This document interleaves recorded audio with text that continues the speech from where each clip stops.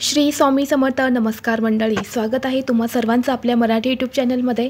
स्वामी महाराजांच्या कृपेने तुमच्या सर्व चांगल्या इच्छा पूर्ण हो, हीच स्वामींच्या चरणी प्रार्थना करते आणि आज या नवीन व्हिडिओला सुरुवात करते. उद्या आहे 5 जुलै, वार शुक्रवार आणि उद्या आलेली आहेत ज्येष्ठ अमावस्या. प्रत्येक महिन्यामध्ये अमावस्या ही येते आणि प्रत्येक अमावस्येचं महत्त्व हे देखील वेगवेगळं असतं. आपल्या हिंदू धर्मामध्ये ज्येष्ठ अमावस्या ही अतिशय महत्त्वाची मानली जाते, कारण या ज्येष्ठ अमावस्ये दिवशी शनिदेवांचा जन्म झाला होता. हा दिवस त्यांना देखील समर्पित आहे आणि म्हणूनच ही अमावस्या अतिशय महत्त्वाची मानली जाते. जर आपण या दिवशी व्रत केलं तर नक्कीच शनिदेवाची विशेष कृपा ही आपल्यावरती प्राप्त होते आणि आपल्या कुंडलीमध्ये असणारा शनिदोष, राहू केतूचा प्रभाव जो आहे तर तो कमी होतो. हा दिवस कोणतंही काम करण्यासाठी अतिशय शुभ मानला जातो. या दिवशी आपण जे काही काम करतो तसेच जो काही उपाय करतो त्या उपायाचं आपल्याला निश्चितच फळ प्राप्त होतं असं सुद्धा म्हटलं जातं. आणि म्हणूनच आजच्या व्हिडिओमध्ये मी तुम्हाला एक अतिशय प्रभावी असा उपाय सांगणार आहे. उद्या ज्येष्ठ अमावस्येच्या दिवशी आपल्याला रात्री उंबरठ्यावरती या 3 वस्तू जाळायच्या आहेत. या वस्तू जाळल्याने घरातील भांडणे, नजरबाधा, दारिद्र्य, कटकटी नष्ट होऊन घरावर लक्ष्मीची अखंड कृपा राहील आणि मनातील कितीही कठीण इच्छा ही पूर्ण होईल. असा हा एक उपाय आज या व्हिडिओमध्ये मी तुमच्यासोबत शेअर करणार आहे. त्यामुळे तुम्ही हा व्हिडिओ स्किप न करता शेवटपर्यंत पहा. चॅनलवरती नवीन असाल तर सबस्क्राईब करा आणि असेच माहितीपूर्ण व्हिडिओ पाहण्यासाठी बेल आयकॉनला प्रेस करा, म्हणजे जेव्हा कधी मी नवीन व्हिडिओ अपलोड करेल त्याचं नोटिफिकेशन सर्वात अगोदर तुम्हाला भेटेल आणि तुम्ही एक पण व्हिडिओ मिस करणार नाही. तर पहा, मी तुम्हाला जो उपाय सांगणार आहे हा उपाय तुम्हाला उद्या अमावस्येच्या दिवशी सायंकाळी 6 नंतरनं रात्री 12 वाजेपर्यंत तुम्ही कधीही करू शकता. हा उपायच आपल्याला सायंकाळी करायचा आहे. सायंकाळी जी लक्ष्मी येण्याची वेळ असते, तिन्ही सांजेची वेळ असते, त्यावेळी जर आपण हा उपाय जर केला तर आपल्याला या उपायाचं निश्चितच फळ प्राप्त होतं. आता हा उपाय घरामध्ये का करायचा आहे? कारण बघा, महिन्यातून अमावस्येचा असा एक दिवस येतो. या दिवशी आपण घरातील नकारात्मकता, इडापिडा, नजरबाधा दूर करण्यासाठी जे काही उपाय करतो त्या उपायांचा आपल्याला शीघ्र फळ प्राप्त होत असतं आणि आपल्या घरामध्ये नकारात्मकता ही असतेच. बऱ्याच वेळा बघा, आपल्या घरामध्ये आपण अपशब्द बोलत असतो. जेव्हा घरामध्ये भांडणं होतात, कटकटी होतात, तेव्हा आपल्या तोंडातून अपशब्द जे आहेत तर ते बाहेर पडतातच आणि यामुळे आपल्या घरामध्ये जे दोष आहेत तर ते तयार होतात आणि हे दोष तयार झाले की आपल्या घरामध्ये अनेक अडचणी ज्या आहेत तर ते यायला सुरुवात होते. जसे की आपल्या घरामध्ये आजारपण वाढत जातं, त्याचबरोबर घरामध्ये आलेला पैसा हा स्थिर राहत नाही, सतत पैशांच्या अडचणी येतात, आपल्या कुटुंबाची प्रगती होत नाही, कुटुंबात असणाऱ्या मुलांची प्रगती होत नाही, त्यांना कुठल्याही क्षेत्रामध्ये यश मिळत नाही. त्याचबरोबर घरामध्ये लक्ष्मी स्थिर राहत नाही, लक्ष्मीची कृपा आपल्यावरती राहत नाही आणि यामुळेच आपल्याला हा उपाय जो आहे तर तो करायचा आहे.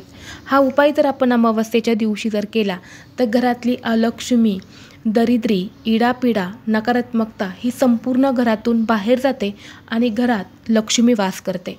म्हणून हा एक उपाय जो आहे तर तो आपल्याला करायचा आहे. उपाय करण्यासाठी फक्त तुम्हाला 3 वस्तू लागणार आहेत. पहिली वस्तू म्हणजे 7 कापराच्या वड्या. यामध्ये तुम्हाला भीमसेनी कापूर घेता आला तर आवर्जून भीमसेनी कापूर घ्या. भीमसेनी कापूर नसेल तर तुमच्याकडे जो आहे तो तुम्ही घेऊ शकता. 7 भीमसेनी कापराच्या वड्या घ्यायच्या आहेत. सोबतच तुम्हाला 7 अखंड लवंगा, ज्याला फुलं असतात अशा 7 अखंड लवंगा तुम्हाला घ्यायच्या आहेत आणि त्याचबरोबर तुम्हाला अगदी चिमूटभर पिवळी मोहरी घ्यायची आहेत.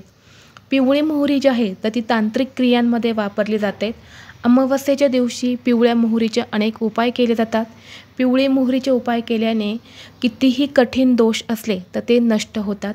म्हणून थोडीशी पिवळी मोहरी घ्यायची आहेत. पिवळी मोहरी नसेल तर तुमच्या शेजारी जिथे कुठे किराणा दुकान असेल तिथून ही मोहरी तुम्हाला घेऊन यायची आहे.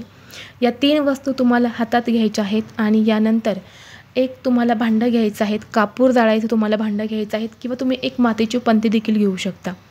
या 3ही वस्तू तुम्हाला या भांड्यात टाकायच्या आहेत. यानंतर आपल्या शेवटचा कोपरा जो असतो, आपल्या घराचा शेवटचा कोपरा, तर त्या कोपऱ्यामध्ये तुम्हाला या वस्तू प्रज्वलित करायच्या आहेत. प्रज्वलित केल्यानंतर तुम्हाला श्री स्वामी समर्थ, श्री स्वामी समर्थ, श्री स्वामी समर्थ या मंत्राचा जप करायचा आहे किंवा तुम्ही 99 मंत्रसुद्धा म्हणू शकतात. ओम ऐं ह्रीं क्लीं चामुंडाय विच्चे, ओम ऐं ह्रीं क्लीं चामुंडाय विच्चे या मंत्राचा जपसुद्धा तुम्ही करू शकता. तर ते शेवटच्या कोपऱ्यामध्ये तुम्हाला हे प्रज्वलित केल्यानंतर ते भांडं तुम्हाला तिथून उचलायचं आहेत आणि त्याचा धूर संपूर्ण घरामध्ये तुम्हाला फिरवायचा आहे. उपाय करत असताना घराचा मुख्य दरवाजा, खिडक्या ह्या उघड्या करून द्या आणि यानंतर ह्या वस्तू ज्या आहेत तर तुम्हाला घेऊन घराच्या मुख्य उंबरठ्यावरती जायचं आहे आणि उंबरठ्यावरती तुम्हाला हे जे भांडं आहे तर हे मधोमध ठेवायचं आहे किंवा उंबरठ्याच्या बाहेर तुम्हाला ठेवायचं आहे. जोपर्यंत या वस्तू जळत आहे तोपर्यंत तुम्हाला कंटिन्यू मंत्राचा जप करायचा आहे. हे भांडं शांत झालं की त्या वस्तू तुम्हाला घरामध्ये घ्यायच्या नाहीत. काही पूर्ण जळतील, काही अर्धल्या राहतील. तर त्या वस्तू तुम्हाला पुन्हा घरात घ्यायच्या नाहीत, कारण त्या वस्तूंमध्ये आपल्या घरातली नकारात्मकता असते आणि पुन्हा त्या वस्तू आपण घरात आणल्या तर ते दोष जे आहेत तर ते पुन्हा आपल्या घरामध्ये येतात. म्हणून त्या वस्तू बाहेरच्या बाहेरच तुम्हाला डस्टबिनमध्ये फेकून द्यायच्या आहेत.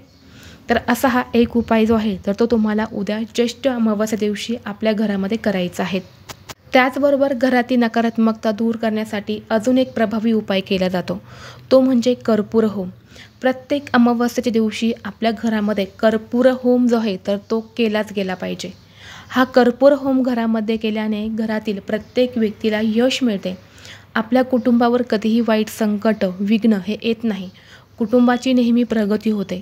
हा कर्पूर होम करण्यासाठी तुम्हाला एक नारळ घ्यायचा आहे. या नारळामध्ये पाणी असायला हवा असा नारळ तुम्हाला घ्यायचा आहे. यानंतर हा नारळ तुम्हाला सोलून घ्यायचा आहे. शेंडी तशीच नारळाला ठेवायची आहे. यानंतर हा नारळ जो आहे तर तो आपल्या घरातल्या प्रत्येक व्यक्तीवरून तुम्हाला उतरवून घ्यायचा आहे. डोक्यापासून ते खाली पायापर्यंत उतरवून घेऊ शकतात किंवा ज्या प्रकारे घड्याळाचा काटा फिरतो त्या प्रकारे तुम्ही 3 वेळा हा नारळ ओवाळून घेऊ शकता. यानंतर या नारळावरती तुम्हाला 5 कापराच्या वड्या ठेवायच्या आहेत आणि यावरती हा कापूर ठेवून तुम्हाला तुमच्या देवघरासमोर या नारळावरती या कापराच्या वड्या जाळायच्या आहेत. ह्या कापुराच्या वड्या जळत असताना तुम्हाला श्री स्वामी समर्थ, श्री स्वामी समर्थ या मंत्राचा जप करायचा आहे.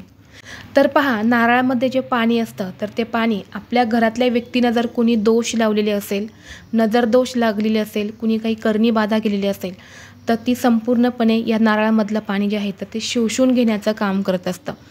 म्हणून हा उपाय जो आहे तर तो आपल्याला करायचा आहे. हा नारळ त्याचबरोबर तुम्ही तुमच्या घराच्या मुख्य दरवाज्यावरून सुद्धा उतरवून घेऊ शकतात. तुमची गाडी असेल, वाहन असेल तर त्यावरून सुद्धा तुम्ही हा नारळ जो आहे तर तो उतरवून घेऊ शकतात आणि यानंतर यावरती तुम्हाला कापराच्या वड्या ठेवून आपल्या देवघरासमोर जाळायचे आहेत. यानंतर हा नारळ करायचा काय, तर हा नारळ घरामध्ये चुकूनही कुणी ग्रहण करायचं नाहीत, खायचं नाहीत.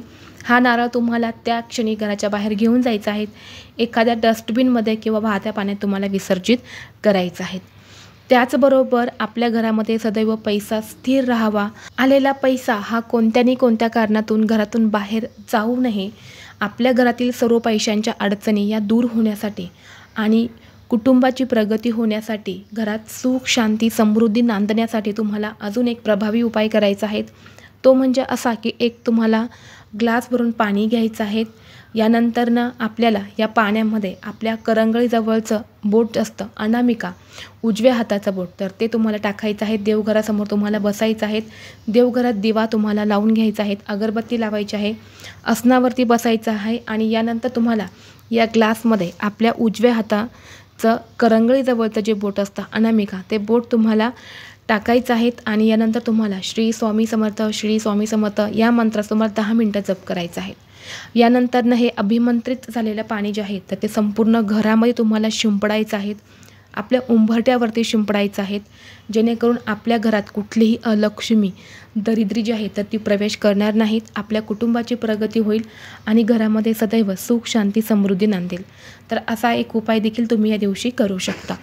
जर तुम्हाला हा व्हिडिओ आवडला असेल तर व्हिडिओला लाईक करा, चॅनेलवरती नवीन असाल तर सबस्क्राईब करा आणि हा व्हिडिओ आपल्या मित्रपरिवारासोबत शेअर करा.